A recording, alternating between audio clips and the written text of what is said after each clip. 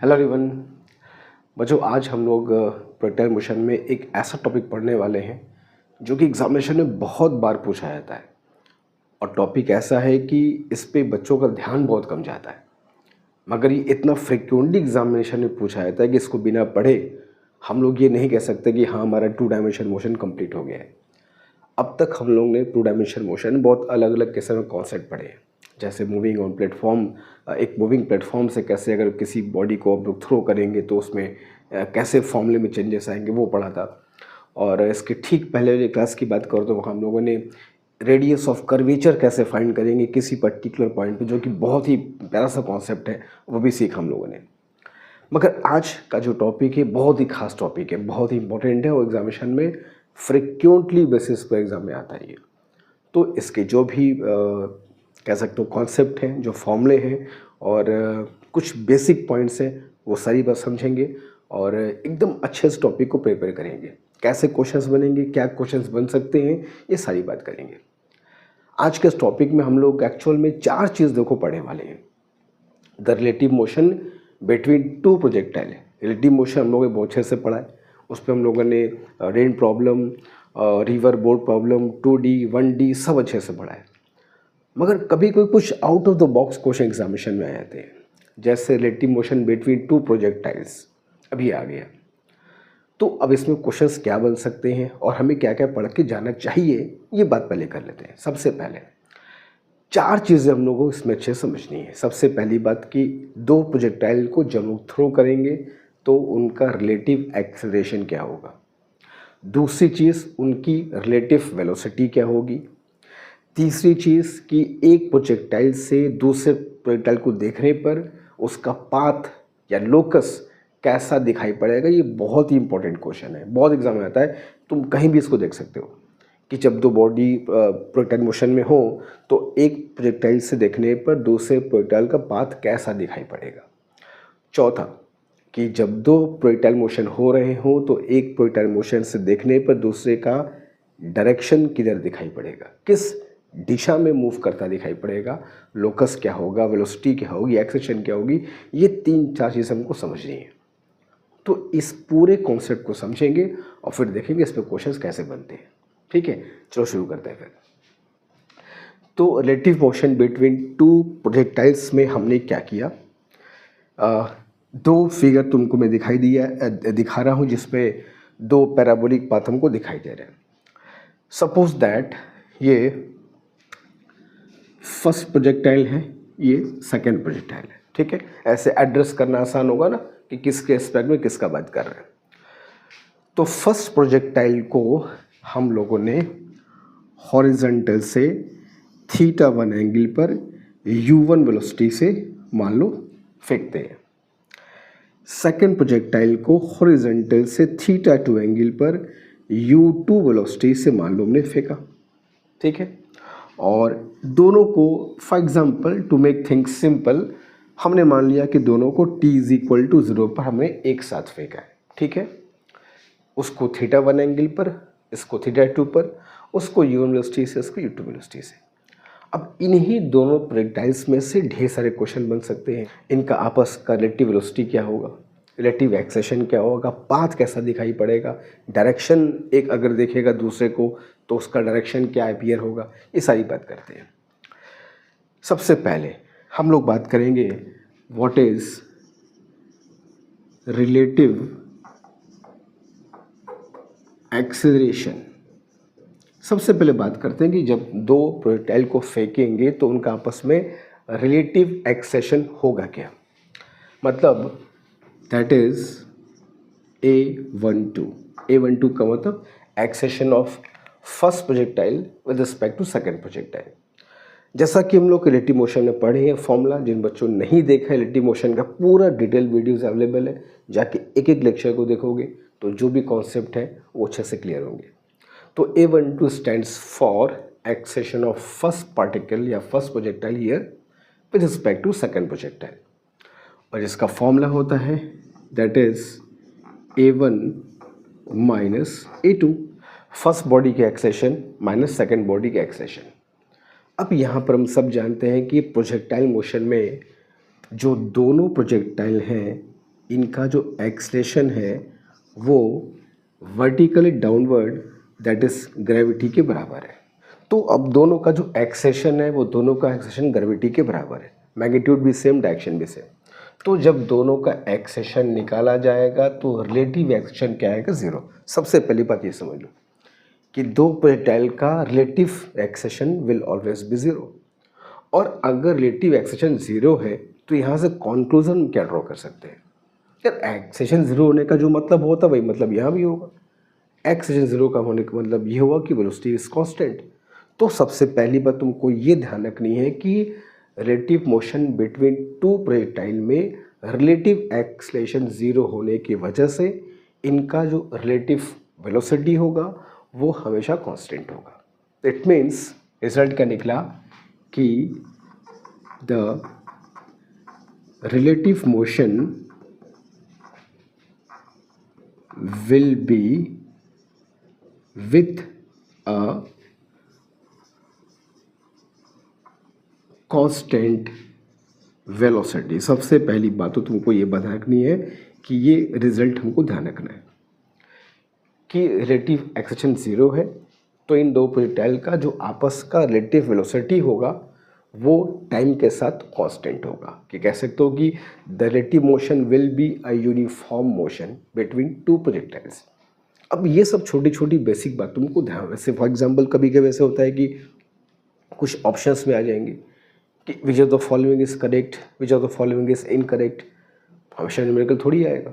तो वहाँ पे को देखना होगा जो कह रहा है उसका क्या मतलब है। तो अगर ये कहता है कि relative motion between to projectile is with a constant velocity या इज अ यूनिफॉर्म मोशन, तो इसका मतलब बात सही है कि रिलेटिव एक्सेलेरेशन ज़ीरो है तो वेलोसिटी कांस्टेंट होगी। तो सबसे पहली बात तो ये हो गई। अब रिलेटिव वेलोसिटी कांस्टेंट है ये तो कन्फर्म है क्योंकि रिलेटिव एक्सेलेरेशन ज़ीरो होगा। तो ये रिलेटिव वेलोसिटी होगी कितनी, उसको कैसे पता करेंगे? सबसे पहली बात, इसके दो कंपोनेंट लिया जाए तो u1 cos थीटा 1 और यहाँ कंपोनेंट मिला u1 sin theta 1। Similarly u2 के यहाँ कंपोनेंट लिया u2 cos थीटा 2 और यहाँ लिया तो क्या हो गया u2 sin थीटा 2। ठीक है, अब हम निकालते हैं दोनों के बीच का relative velocity. Relative velocity, relative acceleration zero आ गया। Now time for relative velocity, that is v12।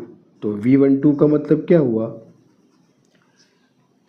Velocity of first particle या first projectile with respect to second projectile. जो कैसे निकालोगे? This is nothing but u1 minus u2, दोनों को minus कर दो।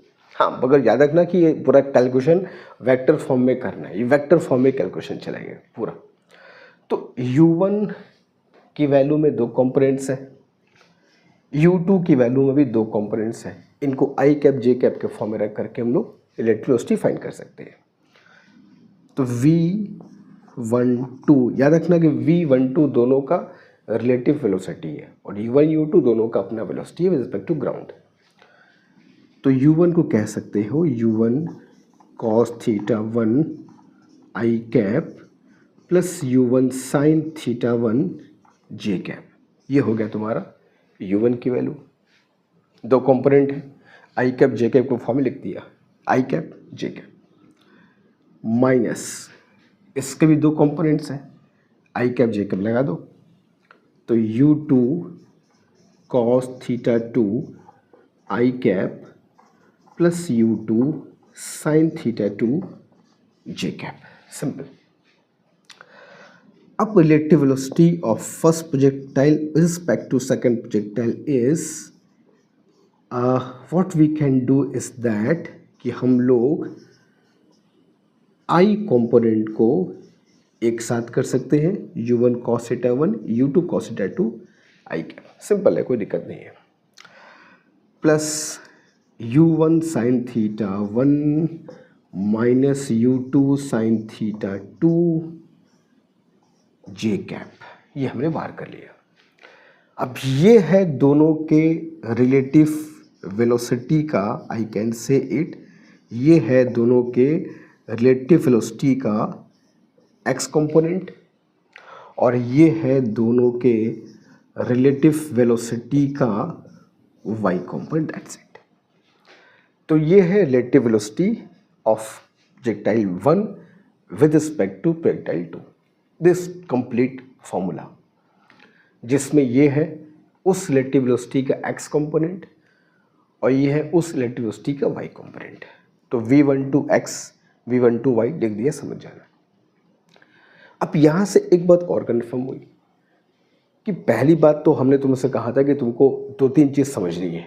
सबसे पहली बात की relative motion between two projectiles में इनका आपस का रिलेटिव एक्सेलरेशन कितना होगा, तो वो तो भैया हो गया 0। फिर इनका आपस का रिलेटिव वेलोसिटी क्या होगा, तो वो है दिस वन। इसमें कहीं भी देखो टाइम एज अ फैक्टर नहीं आ रहा है। टाइम एज अ फैक्टर नहीं आने का मतलब कि जो भी वेलोसिटी होगी, जो भी रिलेटिव वेलोसिटी होगी फर्स्ट प्रोजेक्टाइल की as seen from the second projectile is going to be a constant. ये कांस्टेंट वैल्यू है। यही चीज़ तुमको समझनी है कि भाई ये कांस्टेंट क्यों है। तुमको पहले ही पता था कि भाई ये एक्सीडेंट 0 हो गया है, तो जो भी रिलेटिव वेलोसिटी है वो कांस्टेंट होगी, दैट्स इट। अब यहाँ से एक कंक्लूजन और निकला। 2 चीज़ तो हो गई, मैं तुमको कहा था कि 4 चीज़ समझनी है। पहला, रिलेटिव एक्सेलरेशन कितना होगा, दूसरा रिलेटिव वेलोसिटी कितनी होगी, तीसरा एक प्रोजेक्टाइल से देखने पर दूसरे प्रोजेक्टाइल का पाथ क्या दिखाई पड़ेगा। अभी अगर कोई ऑब्जर्वर यहाँ पर पे ग्राउंड पे ऐसे खड़ा हो और इस पूरे मोशन को देखे, तो इसके लिए या इसके लिए ये पाथ कैसा होता है, एक पैराबोलिक पाथ। तो उस ऑब्जर्वर की बात नहीं कह रहे हैं। मान लो एक ऑब्जर्वर है जो इस रास्ते पे जा रहा है और दूसरा भी इस रास्ते पे जा रहा है, तो वो अगर इस ऑब्जर्वर को देखे तो उसके रिस्पेक्ट में पाथ क्या होगा, ये बात हो रही है। The trajectory of one projectile with respect to second projectile, ये क्या होगा, ट्रेजेक्टरी किस लोकस के अराउंड, किस लाइन के अराउंड, किस कर्व के अराउंड जाता दिखाई पड़ेगा 1, 2 को। तो इसका आंसर ये है कि the path of projectile 1 with respect to 2 is always a straight line। जाहिर सी बात है ये प्रोजेक्टाइल 1 2 को एक स्ट्रेट लाइन में जाता दिखाई पड़ेगा विद दिस वेलोसिटी। तो अगर कभी भी तुम्हें एग्जामिनेशन में ऐसा क्वेश्चन मिलता है कि what is the locus of one projectile as seen from the other projectile is always going to be straight line। हाँ, वो स्ट्रेट लाइन का डायरेक्शन क्या होगा वो बात की बात है, लेकिन दिखाई पड़ेगा वो स्ट्रेट लाइन में ही विथ दिस वेलोसिटी। तो प्रोजेक्टाइल 2 को प्रोजेक्टाइल 1 एक स्ट्रेट लाइन में जाता दिखाई पड़ेगा, इस वेलोसिटी से तुमको समझना होगा।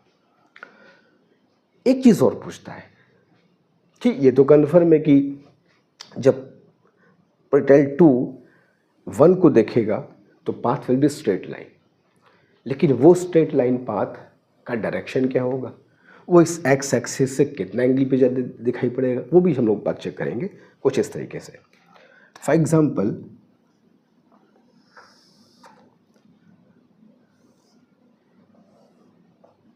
कुछ इस तरीके से बात समझो, ये एक्स है, ये वाई है, और प्रोजेक्टाइल तुम्हें कुछ इस तरीके से दिखाई पड़ेगा, velocity of 1 with respect to 2, ये कहने का मतलब है।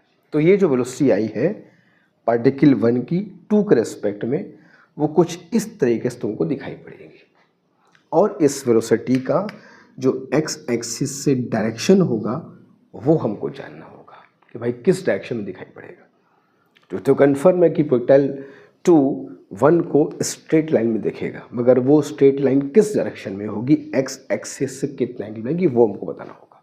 तो उसके लिए फॉर्मूला क्या होगा, tan थीटा विल बी दोनों के रिलेटिव वेलोसिटी का y कंपोनेंट डिवाइडेड बाय दोनों के रिलेटिव वेलोसिटी का x component, this by this. यहाँ से निकाल सकते हो कि कितने एंगल पे दिखाई पड़ेगा। चेक कर लेते कितना आएगा इसकी value. This becomes u1 sin theta 1 minus u2 sin theta 2 divided by u1 cos theta 1 minus u2 cos theta 2, ये होगा। दैट्स इट, ये फॉर्मूला है। ये भी तुमको ध्यान रखना है कि ये तो कन्फर्म है कि ये स्ट्रेट लाइन पे जाएगा, मगर वो स्ट्रेट लाइन का उस रिलेटिव वेलोसिटी का एक्स एक्सिस से डायरेक्शन क्या होगा, वो ये फॉर्म है। मतलब जो पार्टिकल 2 देखेगा 1 को, वो इस डायरेक्शन में जाता दिखाई पड़े, कहने का मतलब ये है।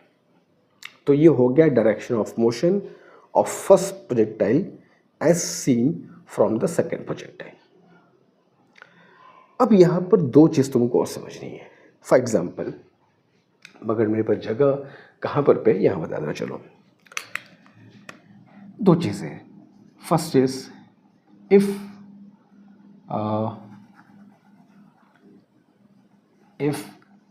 u1 sin theta 1 is equal to u2 sin theta 2। सोचो दोनों का जो वर्टिकल कंपोनेंट है वो आपस में बराबर हो जाए। तो वर्टिकल कंपोनेंट अगर बराबर होगा तो दोनों एक दूसरे को ऊपर जाता नहीं देखेंगे, दे विल मूव साइमल्टेनियसली, एक साथ चलेंगे ऊपर की तरफ। It make sense. और जब यहाँ पर दोनों बराबर रखोगे तो tan theta will be 0। It means कि थीटा विल बी 0 डिग्री। और थीटा 0 डिग्री होने का मतलब कि जो रिलेटिव मोशन होगा स्ट्रेट लाइन होगा, पैरेलल टू एक्स एक्सिस होगा। तो अगर ये कंडीशन हमको मिलती है, ये तो पहले से कन्फर्म है कि भैया जो डायरेक्शन देखने वाला है, जो पाथ देखने वाला है, वो स्ट्रेट लाइन होने वाला है, ये तो कन्फर्म है। मगर वो स्ट्रेट लाइन कहाँ होगा, अगर ये दोनों बराबर हो जाएंगे तो वो स्ट्रेट लाइन एक्स एक्सिस के पैरेलल हो जाएगी। मतलब इसका ये हुआ कि relative motion will B horizontal. जो रिलेटिव मोशन होगा उस कंडीशन में वो हॉरिजॉन्टल डायरेक्शन में दिखाई पड़ेगा, दोनों ये कंपोनेंट बराबर हो जाते हैं तो। अब इसका रिवर्स भी समझ सकते हो। On the other hand, if u1 cos theta 1 is equal to u2 cos theta 2, दोनों का हॉरिजॉन्टल कोण बराबर हो जाए तो दोनों आगे साथ चलेंगे, x axis relative motion automatically बंद हो जाएगा। और जैसे ही दोनों यहाँ बराबर पुट करोगे, यहाँ पर 0 आएगा, tan theta will be infinite. It means theta becomes 90 degree. और 90 डिग्री का मतलब ये हुआ कि relative motion will B along vertical direction, या y एक्सिस जो कह सकते हो, along वर्टिकल डायरेक्शन। ये तो कंफर्म स्ट्रेट लाइन होगा, मगर वो x एक्सिस के पैरेलल कब होगा, y के पैरेलल कब होगा, ये भी समझना होगा तुमको। तो ये कुछ रिजल्ट्स हैं जो कि हमको आने चाहिए अच्छे से when we talk about relative motion between two projectiles. ठीक है, फिर से समराइज कर दूं कि क्या हमको सीखने को मिला इन दिस कंप्लीट वीडियो। सबसे पहली बात, कभी भी ऐसे क्वेश्चंस आते हैं जहाँ पर पे relative motion between to projectile की बात होगी तो याद रखना कि रिलेटिव एक्सेलरेशन इज 0।